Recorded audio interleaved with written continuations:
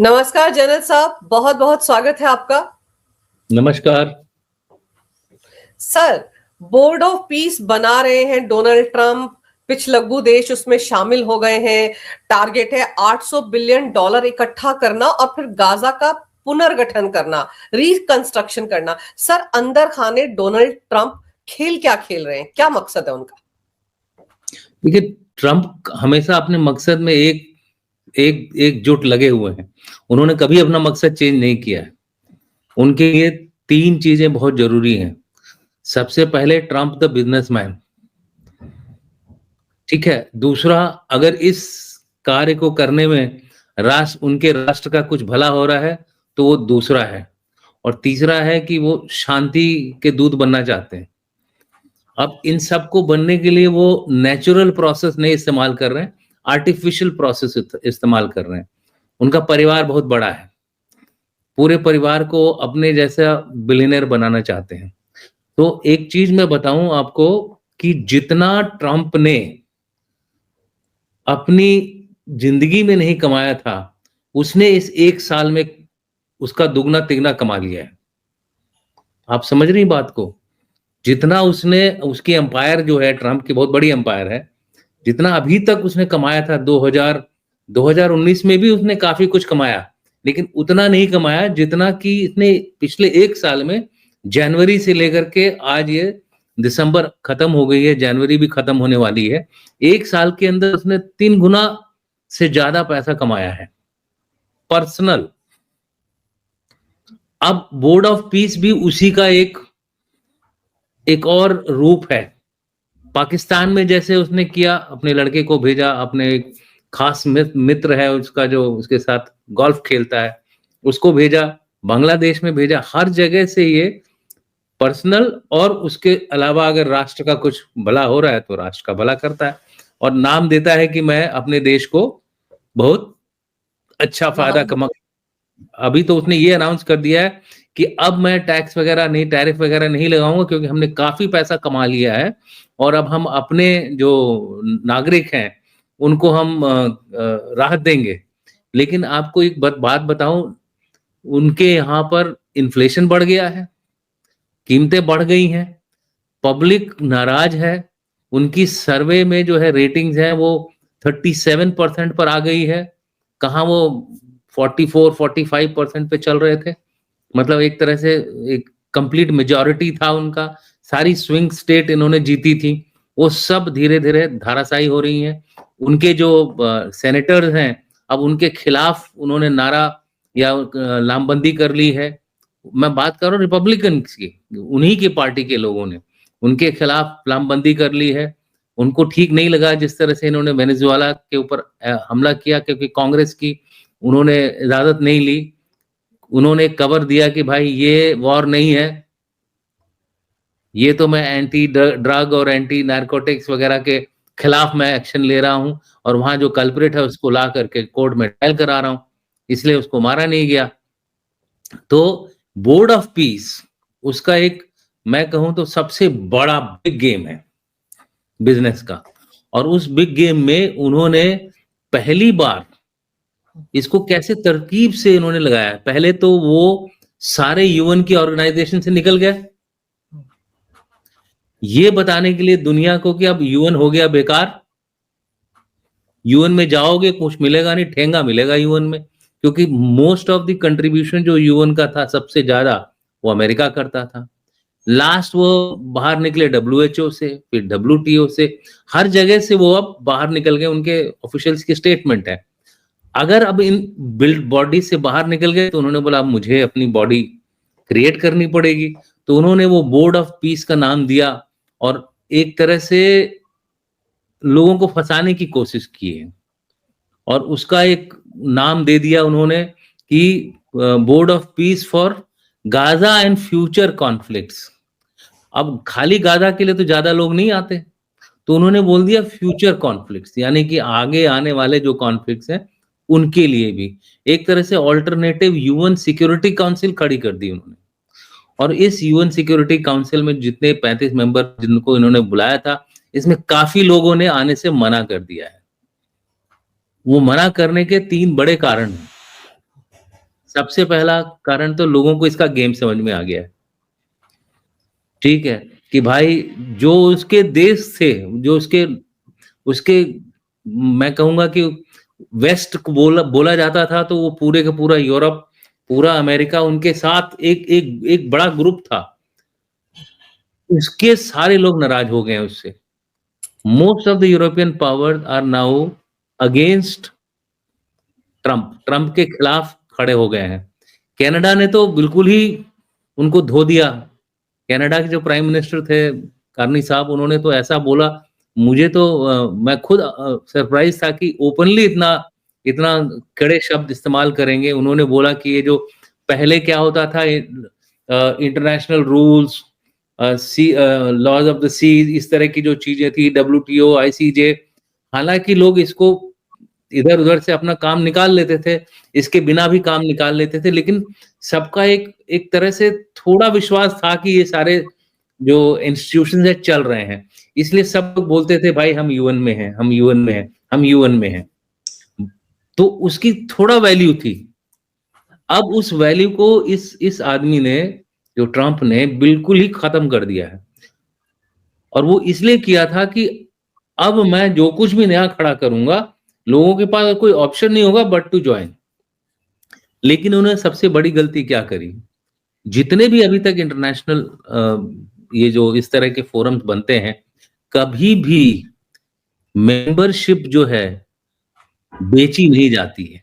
ये क्लब नहीं है, ये क्या बोलते हैं, जिमखाना क्लब नहीं है, या जालंधर क्लब नहीं है, या दिल्ली क्लब नहीं है, उस तरह का क्लब नहीं है ये, कि यहाँ आप अप्लाई करिए, पैसा दीजिए और फिर मेंबरशिप मिलेगी। तो इन्होंने पहले तो 1-1 बिलियन की मेंबरशिप खड़ी करने का बोल दिया, अभी आएँगे, आपको इनवाइट, आप बड़े प्रिविलेज्ड हो, इतने सारे देशों में से हमने आपको चुना है। हमने तो बहुत बड़ी मेहरबानी कर दी, भगवान श्री कृष्ण और राम के अवतार बना लिया अपने आप को उन्होंने। हम आपको मौका दे रहे हैं, इस बोर्ड ऑफ पीस में आइए, और लेकिन साथ-साथ 1 बिलियन भी लेके आइए। तो वो उनको एक तो ऐसे ही फंड मिल गया, फालतू फंड का। अब उसके बाद उनको पता है कि उनकी जो पुरानी चाल रही है कि भाई लड़ाई करवाओ इधर-उधर, अब जैसे बांग्लादेश में छेड़खानी, बांग्लादेश में वो सीक्रेट टेप्स बाहर आ ही गए हैं, सब क्लियर पता चल रहा है कि भाई अमेरिका का हाथ नहीं, सर, हाथ, मुँह, कढ़ाई सब कुछ बांग्लादेश में थी, तब जाके ये सब गदर हुआ। यहाँ तक कि वो बोल रहे थे कि से जो उनके जो डिप्लोमैट है, वो बोल रहे थे कि भाई शेख हसीना बहुत चालाक है, अच्छा किया यूनुस ने कि उसको आईसीटी में नहीं जाने दिया, इंटरनेशनल कोर्ट ऑफ जस्टिस में नहीं जाने दिया, क्रिमिनल कोर्ट में, और बांग्लादेश के अंदर ही उसको निपटा दिया और फांसी की सजा दे दी। उन्होंने, उस डिप्लोमेट ने बोला कि स्टूडेंट लीडर कुछ कर नहीं पा रहे थे, इसलिए यूनुस ने जो किया अच्छा किया। वर्चुअली वो मान रहे थे कि भाई ये सारी जो कार्रवाई हो रही है, यूएस के जो डीप स्टेट है ना, गहरा राज्य जिसको बोलते हैं, डीप स्टेट, सीआईए, और बाकी जो उनके जो हैं सो कॉल्ड सपोर्टर्स, उनके जो MI6 वगैरह, उनका ये किया धरा है। अभी आपको पता होना चाहिए कि यूके की एक सीनियर लीडर अभी बांग्लादेश विजिट करी हैं इलेक्शन से पहले। किस लिए कर रही हैं? क्या एम है? जब भी ऐसी विजिट्स होती हैं, 12 फरवरी के पहले वो आई हैं ताकि कुछ खिचड़ी पकाएं वो भी। अब सीआईए पकड़ा गया तो शायद MI6 कुछ करेगा। आप समझ रहे हैं? अच्छा। तो ये तो इन्होंने तो बांग्लादेश को इस तरह से लड़ाई करवाने का पूरा प्लान बनाया हुआ कि भारत के साथ लड़ाई होगी, फिर यहाँ बर्बादी होगी। बर्बादी किसकी होगी? बांग्लादेश की होगी, फिर बोर्ड ऑफ पीस बनेगा। वो फ्यूचर कॉन्फ्लिक्ट्स को इसी वजह से ध्यान में रख के बनाया गया है, पैसा बनाते रहो भाई। पहले लड़ाई करवाओ, उससे हथियार बिकेंगे, हथियार अमेरिका के बिकेंगे, फायदा अमेरिका को होगा, और जहाँ टूट-फूट होगी, मार-धाड़ होगी, हॉस्पिटल, डॉक्टर, बिल्डिंगें दोबारा बनाना, वहाँ फिर अमेरिका जाएगा। तो ये एक चक्र बना दिया था उन्होंने, जब बनाने की कोशिश कर रहे हैं। गाज़ा उसकी पहली सीढ़ी है। गाजा को लेकर जिस तरह से डावोस में खड़े होकर बयान कर रहे थे कि वहां की जमीन कैसी है, क्या सुंदर नजारा है। अब सोचिए ट्रम्प टावर खड़े करने की पूरी प्लानिंग, और इनमें इनके दामाद ने जो वहां पर भाषण दिया, तो मतलब कि पूरा का पूरा खानदान वो 800 बिलियन डॉलर लूटने के चक्कर में है सर, यही समझ में आ रहा है। और शायद इसीलिए यूके भी नहीं आ रहा है, कनाडा ने तो आपने ही बताया कितने सख्त शब्दों में कहा, जर्मनी नहीं आ रहा है सर, फ्रांस नहीं आ रहा है। तो इन लोगों को डोनाल्ड ट्रंप के पैसा इकट्ठा करने की वसूली गैंग की असलियत पता चल गई है। बिल्कुल, ये तो साफ साफ दिख रहा है। मैं कहता हूं जो इंटरनेशनल रिलेशन का, डिप्लोमेसी का ज्ञाता भी नहीं होगा, उसको एबीसीडी भी नहीं पता होगी, वो भी समझ जाएगा कि हाँ गेम क्या चल रहा है। और खाली मैं वही बोल रहा हूँ, खाली गाजा नहीं, गाजा से आगे भी इसका पूरा प्लान है। यूक्रेन के बाद क्या बोलते हैं, पक्का ये बांग्लादेश में कुछ न कुछ कराने के मूड में है, वहां पे जाएंगे। ये चारों तरफ के, और सबसे खतरनाक जो भारत के लिए है कि कश्मीर को ये इस फोरम पे ले आएंगे, और वहां बैठा हुआ है पाकिस्तान, इसलिए पाकिस्तान उसके साथ है, इसलिए भारत ने वहां नहीं ज्वाइन किया। और जहां तक पाकिस्तान को 1 बिलियन देने का सवाल है, पाकिस्तान तो आपको पता ही है, उसने कहीं और से भीख मांगेगा, 1 बिलियन दे देगा, और अमेरिका, या फिर अमेरिका बोले, अमेरिका उसको क्रेडिट लाइन दे देगा कि भाई ठीक है, तेरे को मैं क्रेडिट कार्ड पे दे देता हूँ 1 बिलियन, बाद में जब टाइम होगा तो पे कर देना। सो उसका कारण पाकिस्तान को रखने का ये है कि अपने जो पिछलगू हैं, जो उसके सपोर्ट में रहते हैं, और कुछ नहीं तो हो सकता पाकिस्तान की जमीन ले ले वो, क्योंकि उसे पाकिस्तान में भी तो बेस चाहिए। बोले ठीक है, 1 बिलियन मत दो, पसनी पोर्ट हमको दे दो, बिल्कुल पसनी पोर्ट हमारे काबू में रहेगा। उससे क्या होगा, ग्वादर के ऊपर नजर रहेगी। और इसका तो कोई भरोसा नहीं, वो कराची पोर्ट में भी शेयर मांग ले। नूर खान बेस तो वैसे ही ले लिया इसने। तो कहने का मतलब पाकिस्तान वैसे बेचने को तैयार है अपनी जमीन, तो 1 बिलियन उसके लिए कोई बड़ी बात नहीं है। लेकिन उसको एडवांटेज क्या होगा कि भारत के साथ फोरम पे बैठता हो, तो वो एक एडवांटेज जो थी वो भारत नहीं होने देना चाहता था। लेकिन जो सबसे बड़ी बात है कि ये गेम इतना क्लियर हो गया कि सब लोगों ने इसको तीन मुद्दों की वजह से इसको ठुकराया है। पहला तो आपने बताया पर्सनल, इसने अपने इस पूरे गेम को पर्सनल गेम बना दिया है खुद की। और मैंने आपको बताया, ये ऑफिशियल फिगर्स आई हैं कि उसने 3 गुना ज्यादा पूरी जिंदगी में जितना इनके अंपायर ने कमाया हो, उससे 3 गुना ज्यादा 1 साल में कमा लिया इन्होंने। तो क्लियर इंडिकेशन है, चाहे वो क्रिप्टो करेंसी से हो, चाहे वो कोई मिनरल डील्स हो, किसी तरह से भी हो, हर तरह से इन लोगों ने, क्योंकि इनकी कंपनियां बाद में वहां चली जाती हैं, ठीक है, ऑयल से हो, कहीं भी किसी भी तरह से। ऑयल जो ये बात कर रहे हैं, वो बहुत बड़ा क्या बोलते हैं, अमेरिका का जो एक तरह से डॉन ही समझ लीजिए, वो ऑयल कंट्रोल करता है। वो पूरा बैकहैंड पैसा कहां से जाएगा ट्रंप के पास, वो आप समझ सकती हैं। तो मेरा कहने का मतलब है, इस तरह की चीजें कर कर इसने इतना पैसा कमा लिया है। दूसरी जो चीज है, मेंबरशिप बेच रहा है। अरे ये सबसे बड़ा उसने गलत काम किया कि मेंबरशिप बेचने का जो ढोंग किया उसने। देखिए कितना लालची है कि मेंबरशिप के लिए भी पैसे मांग रहा है। और तीसरी जो बड़ी बात जिसकी वजह से लोगों ने वो किया है कि भाई वोटिंग क्या है, सारा पावर तुम चेयर को दे दोगे। चेयर कौन है? ट्रंप साहब हैं। ट्रंप साहब ने बोला है टिल अगले ऑर्डर तक मैं ही चेयर रहूंगा। मतलब कोई सिस्टम नहीं है रोटेशनल चेयर वगैरह का।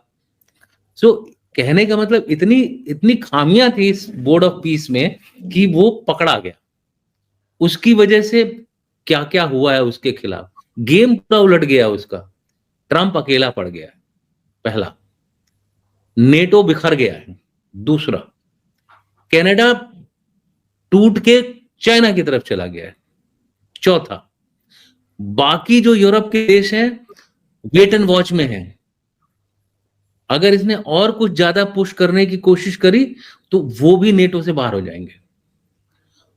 छठा, भारत को एक अपॉर्चुनिटी मिली है यूरोपियन यूनियन से व्यापार करने की। तो जो वो खुद व्यापार करना चाहता था, सारा ट्रेड का जो पिवट है वो ईस्ट की तरफ चला गया।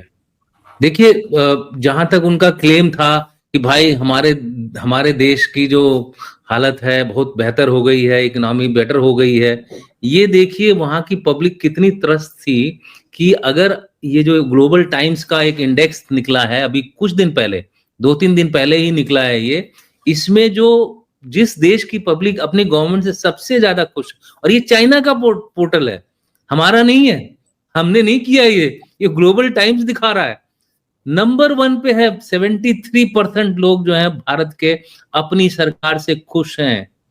ये आपका मेरा बनाया हुआ कोई ग्राफ नहीं है।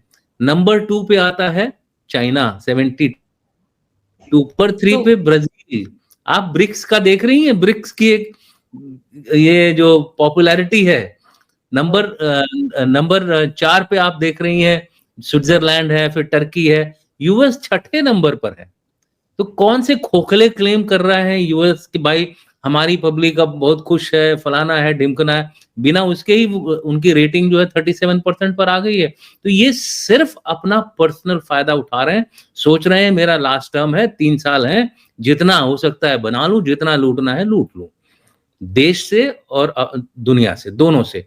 तो ये आपका जो पॉइंट था बिल्कुल सटीक बैठता है। उस उनकी जो पॉपुलैरिटी रेटिंग्स है उनकी अपनी खुद की गवर्नमेंट की, उनके पब्लिक की आंखों में, वो एक बहुत बड़ा क्या बोलते हैं, एक प्रूफ है कि वो जो कुछ भी बोल रहे हैं वो गलत बोल रहे हैं।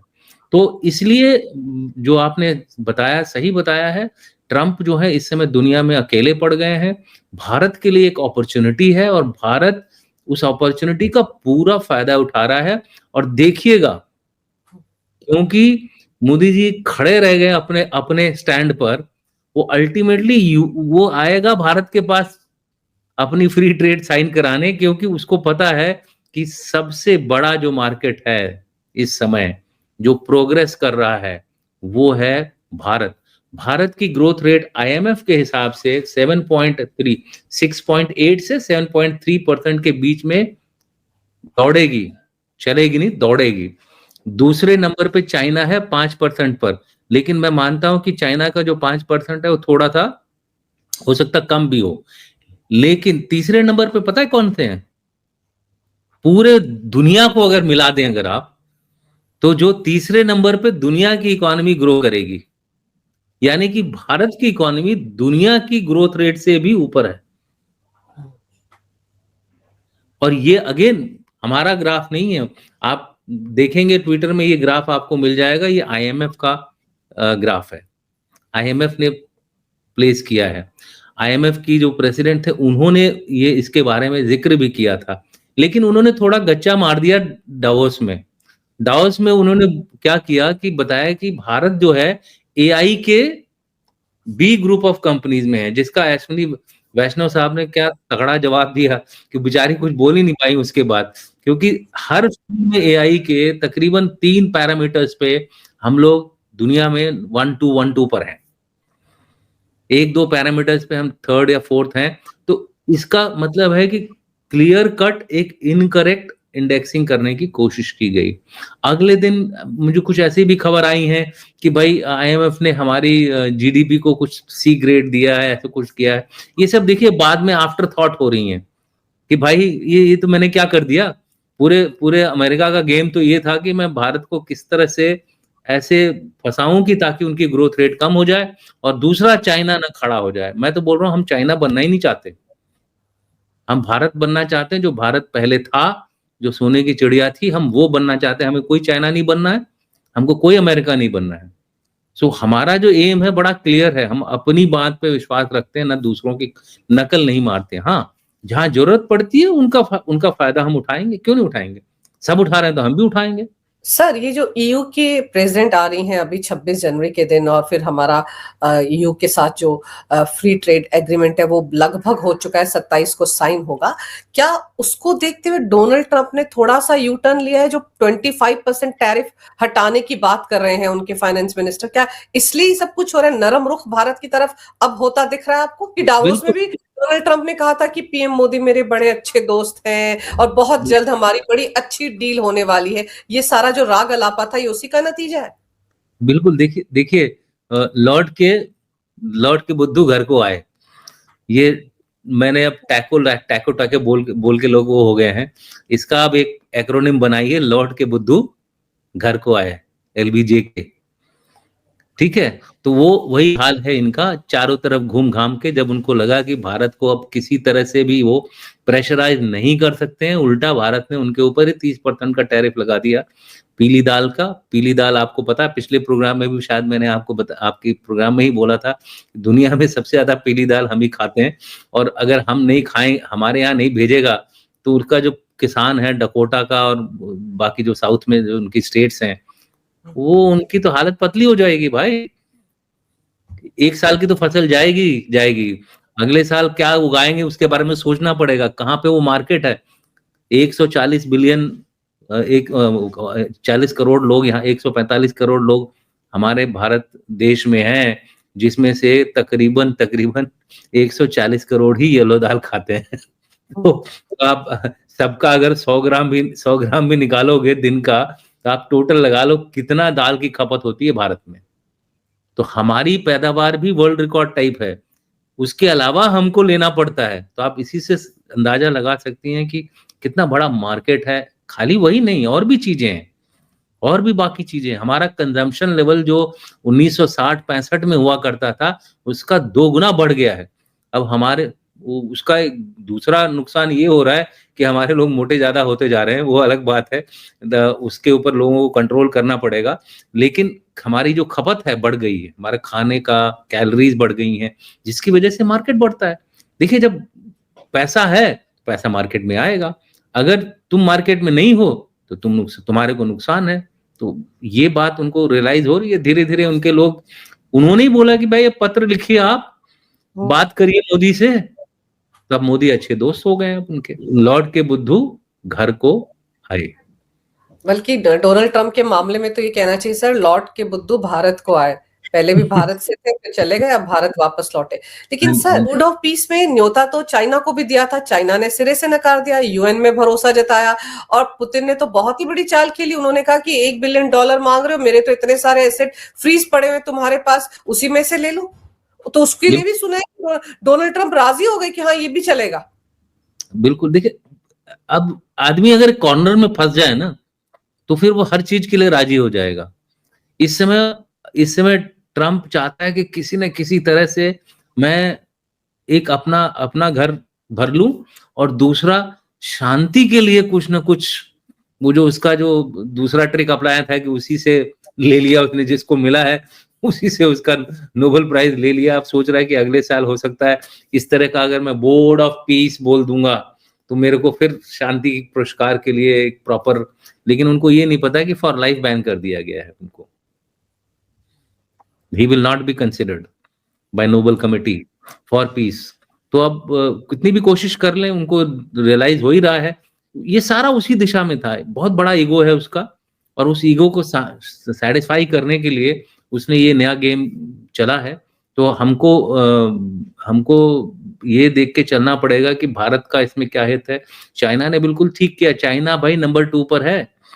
चाइना चाहता है कि ये, चाइना ने कुछ दिन पहले एक प्रपोजल दिया था कि सारे हेडक्वार्टर्स अब चाइना में शिफ्ट होने चाहिए, क्योंकि सारा जो पैसा वैसा है वो तो चाइना में आ रहा है। आप समझ रही हैं, मतलब China is becoming a big economy, so therefore everything should be in China. International court of justice हो, चाहे जो जेनेवा में चीजें हैं वो इधर होनी चाहिए। इन्होंने फिर बोर्ड ऑफ पीस अपनी तरफ करने की कोशिश करी, तो चाइना क्यों मानेगा भाई?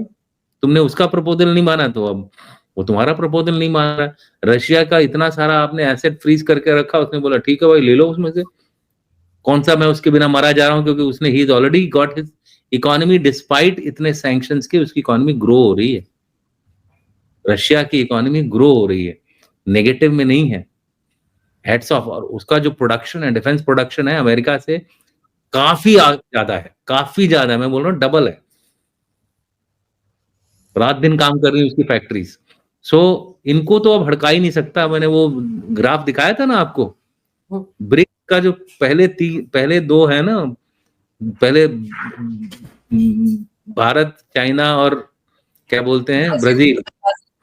ये बीबीसी जो है, बीबीसी इतने बड़े हो गए हैं कि अब वो कोई उनके नजदीक नहीं आ रहा है। ये जो अपने आप को वो बोलते थे क्या, विश्व गुरु बोलते थे, विश्व गुरु बोलते थे, सब नीचे नीचे झुकते जा रहे हैं, अपने ही पॉपुलेशन से क्या बोलते हैं, उनकी पॉपुलेशन उनसे नाराज है।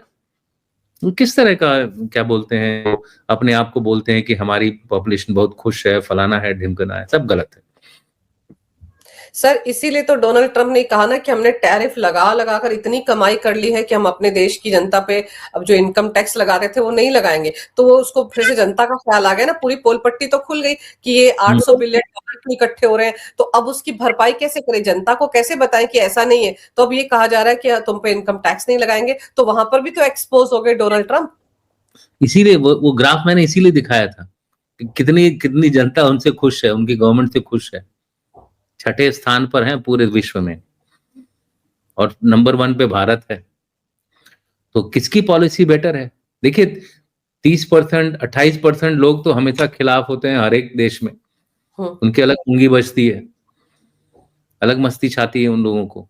लेकिन आप किसी देश की जो जो स्ट्रेंथ है उसको इसी से नापते हैं कि मेजॉरिटी जो है वो किस तरफ झुकी हुई है। तो मेजॉरिटी भारत की अब काफी हद तक ये पहचान गई है कि दुनिया में गेम क्या चल रहा है।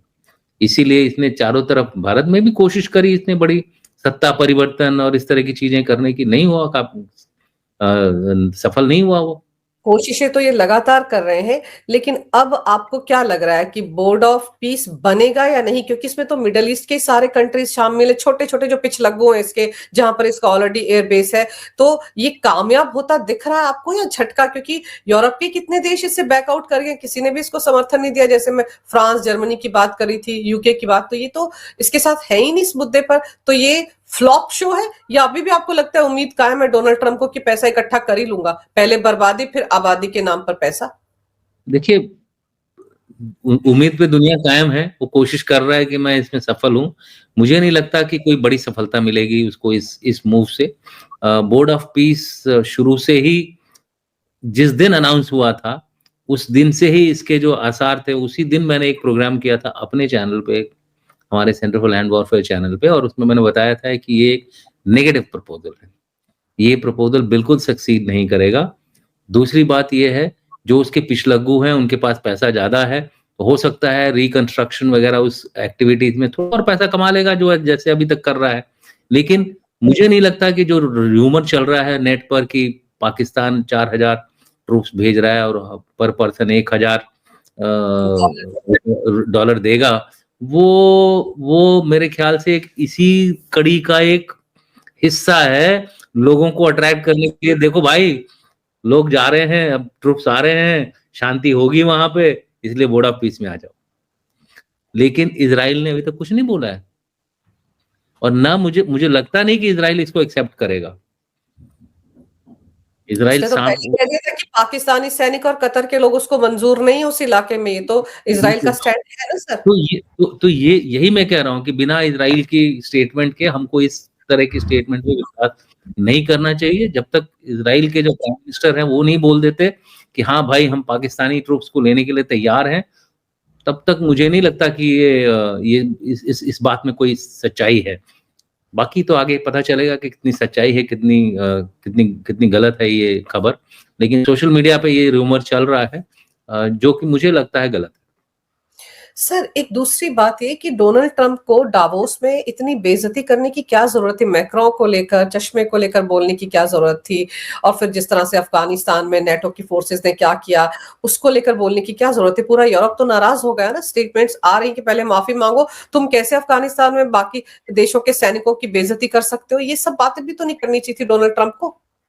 देखिए डोनाल्ड ट्रंप जो है ना, वो दुनिया के लिए अब ये जताना चाहता है कि वो इस पूरी दुनिया का दादा है।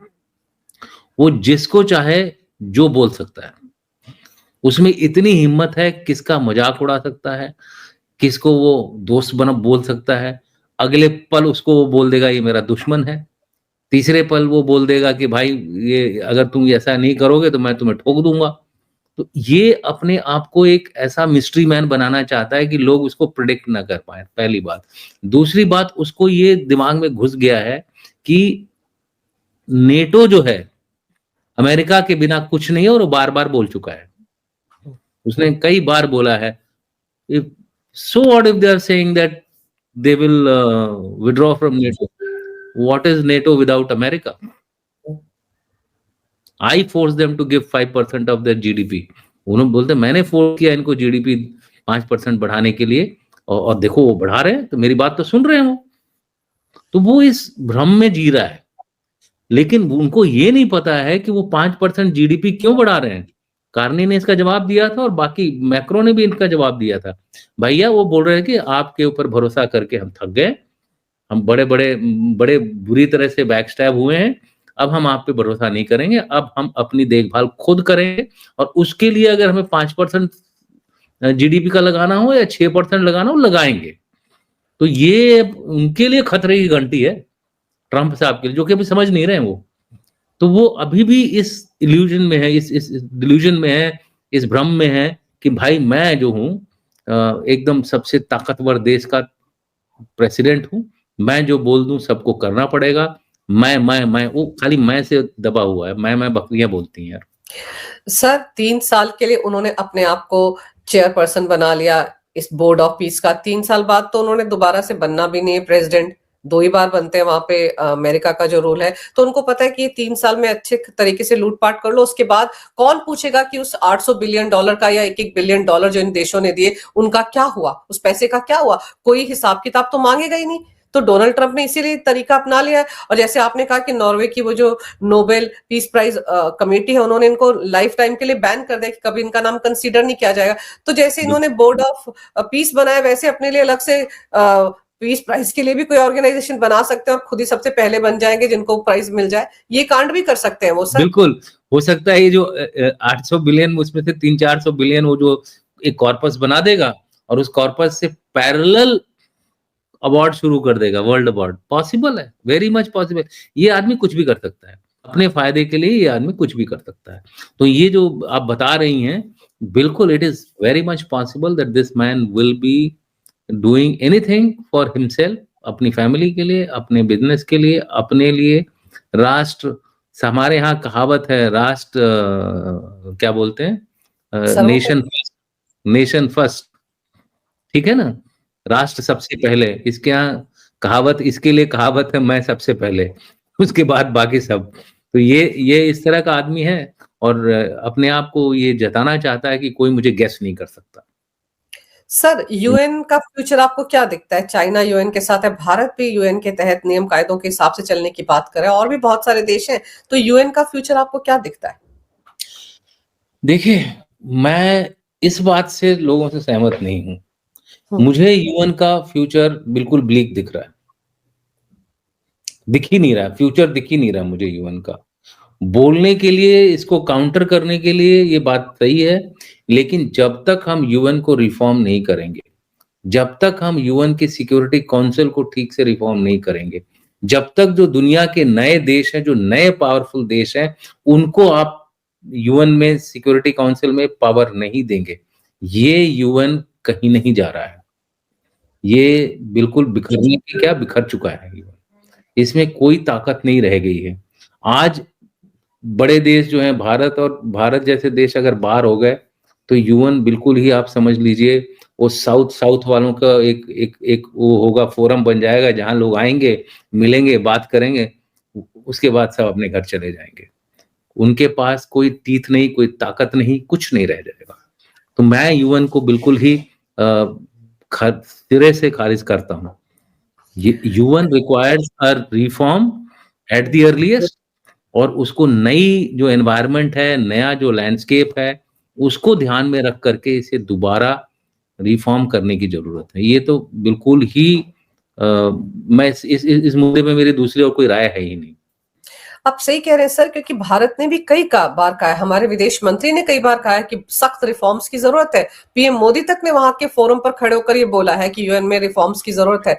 तो चलिए सर, अब देखते हैं कि डोनाल्ड ट्रंप ने जो अपने लिए एक नया बिजनेस प्रोजेक्ट खड़ा कर लिया है, बोर्ड ऑफ पीस, उसमें और क्या क्या खुलासे होते हैं। लेकिन फिलहाल दुनिया के बहुत से लोगों को समझ में आ गया है कि डोनाल्ड ट्रंप अपने परिवार के लिए फंड इकट्ठा कर रहे हैं इस बहाने, और $800 बिलियन का क्या करेंगे, ये धीरे धीरे करके सारी पोल पट्टी खुलकर सामने आ जाएगी। सर आपने समय निकाला, बहुत ही विस्तार से इस विषय पर बड़ी ही अहम जानकारी मेरे दर्शकों को दी। आपका बहुत बहुत धन्यवाद। नमस्कार। भारत माता की जय। वंदे मातरम। जय हिंद। जय हिंद, जय भारत, नमस्कार, वंदे मातरम। जय